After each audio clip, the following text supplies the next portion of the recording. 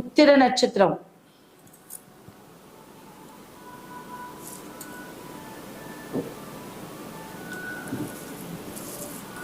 அப்ப உத்திரம் அப்படின்னா சூரியன். சூரியன் தான் அங்க பலம். நான் சொல்லியிருக்கேன், கார்த்திகை உத்திரம் உத்திராடம் தான் சூரியன்.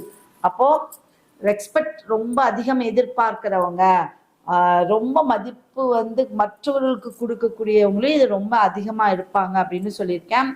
இந்த உத்திர நட்சத்திரத்துல பணவரவை ஈர்க்கும் கோயில் அப்படின்னு பாத்தீங்கன்னா சூரியனார் கோயில், அடுத்தது திருவண்ணாமலை அருணாச்சலேஸ்வரர் கோயில். இந்த 2 கோயிலுமே, ஏன்னா மலை மேல ஈர்ப்பு சக்தி அதிக, பிரபஞ்சத்தோடைய சக்தி நேரடியா விழுகக்கூடிய இடமே மலை மேலதான். மலை மேல இருக்கக்கூடிய கடவுள்களுக்கு அதிகம்.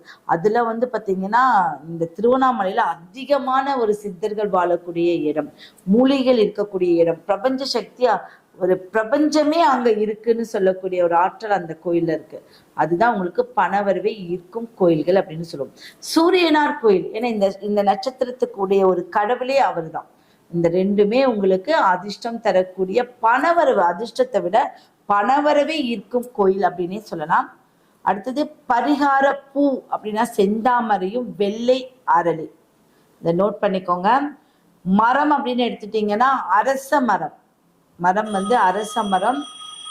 வழிபடும் முறை அப்படிங்கிறது ஞாயிற்றுக்கிழமை காலை சூரிய நமஸ்காரம் செய்து. சூரிய நமஸ்காரம்னா நீங்க ரொம்ப அந்த சூரிய நமஸ்காரம் பண்ண தெரியாதவங்களுக்குல கை மேல நோக்கி கும்பிட்டு அப்படியே நெஞ்சுக்கிட்ட வந்து நீங்க ஒரு நமஸ்காரம் பண்றதே சூரிய நமஸ்காரம் தான். சிவன் கோயிலில் விளக்கு ஏத்தணும். உங்களுடைய சூரிய நமஸ்காரம் பண்றது ரொம்ப சிறப்பு. சிவன் கோயில்ல போய் வந்து விளக்கு ஏத்துறது ரொம்ப சிறப்பு. ஆதித்ய ஹிருதயம் பாராயணம் செய்யலாம். ஆதித்ய ஹிருதயம் பாராயணம் செய்யறதும் சிறப்பான ஒரு விஷயம். இது எல்லாமே வழிபடும் முறை. முதல்ல ஈஸியா என்ன இருக்கு, ஞாயிற்றுக்கிழமையில சூரிய நமஸ்காரம் செய்து சிவன் கோயில போய் விளக்கு ஏத்துறது ரொம்ப சிறப்பான ஒரு விஷயம். அதே பாத்தீங்கன்னா கோதுமை தானமும் சிவப்பு துணி தானமும் செய்யறதும் சிறப்பு. சிவப்பு துணி அப்படிங்கிறது நவகிரகங்களுக்கு துணி வாங்கி கொடுக்கல, சிவப்பு துணி நீங்க நிறைய வாங்கி கொடுக்கலாம்.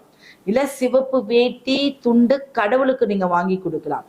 அப்ப என்ன ஆகும்னா கர்மா நீக்கக்கூடிய பரிகாரமா உங்களுக்கு முதியவர்களுக்கு நீங்க வந்து உணவு உதவி செய்யறது மூலியமா தந்தை தாயாருக்கு ஆடை கொடுக்குது. அப்ப தந்தை தாயாருக்கு என்ன பண்ணலாம், இந்த சிகப்பு சார்ந்தது வாங்கி கொடுக்கலாம். அப்ப கொடுக்கும்போது என்னாகும், தானமாகவும் மாறிடும், கர்மாவை நீக்கும் பரிகாரமாகவும் மாறிடும். புரியுதுங்களா? கடவுளுக்கும் அந்த கலர்ல வாங்கி கொடுக்கலாம், தாய் தந்தையருக்கும் அந்த கலர்ல வாங்கி கொடுக்கலாம். கோதுமை பரிகாரம், கோதுமை வந்து பிராமணர்களுக்கு கோயில்களுக்கு கோதுமையால ஏதாவது பொங்கல் செய்து கோதுமையால் பாயசம் செய்தும் தானம் செய்தால் நிச்சயம் உங்களுடைய கர்மாவும் நீங்க பரிகாரமாகவும் மாறிடும். அதிர்ஷ்ட நிறம் அப்படிங்கிறது ஆரஞ்சு. ஆரஞ்சு கலர் வந்து அதிர்ஷ்ட நிறம். அடுத்தது ரகசிய பரிகாரம் அப்படின்னு சொன்னா ஞாயிற்றுக்கிழமையில சூரிய உதய நேரத்தில், ஞாயிற்றுக்கிழமை எல்லாமே சண்டே, சூரிய உதயம் நேரத்துல சூரியனுக்கு நீர் பரிகாரம். நான் சொன்ன மாதிரிதான், ஒரு டம்ளர் நீர் எடுத்து சூரியனுக்கு காமிச்சிட்டு நீங்க வந்து சூரியனுடைய கதிர்கள் அந்த தண்ணியில விழுகும்படி வச்சுக்கிட்டா நீர் அபிஷேகம்னு சொல்லலாம். இல்லாட்டி அப்படியே சூரியனை பார்த்து அப்படியே நீர் வந்து பூமாதேவிக்கு விழுகிற மாதிரி நீங்க பண்ணணும். அது ஞாயிற்றுக்கிழமை சூரியன் உதயமாகிற நேரத்துல, உதயமாகிட்டே இருக்கிற நேரத்துல நீங்க பண்றது நிச்சயம் உங்களுக்கு வந்து பொருளாதார வளர்ச்சி, பதவி உயர்வு, அடுத்தது உங்களுக்கு வந்து பக்தியில இருந்தீங்கனாலும் அதுல வந்து நல்ல ஒரு வளர்ச்சி அடையிறது.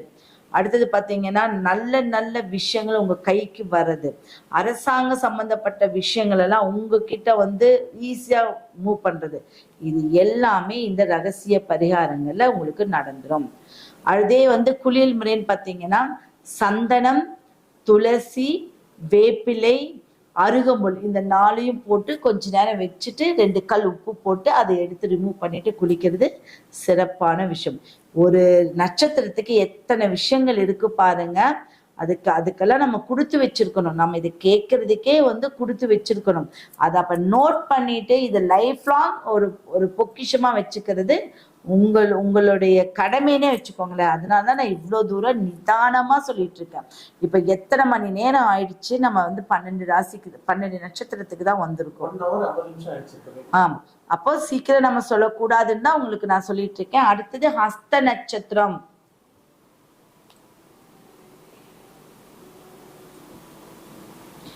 எவ்வளவு கமெண்ட் பண்ணிருக்காங்க சார்? லைக் பண்ணிருக்காங்களா?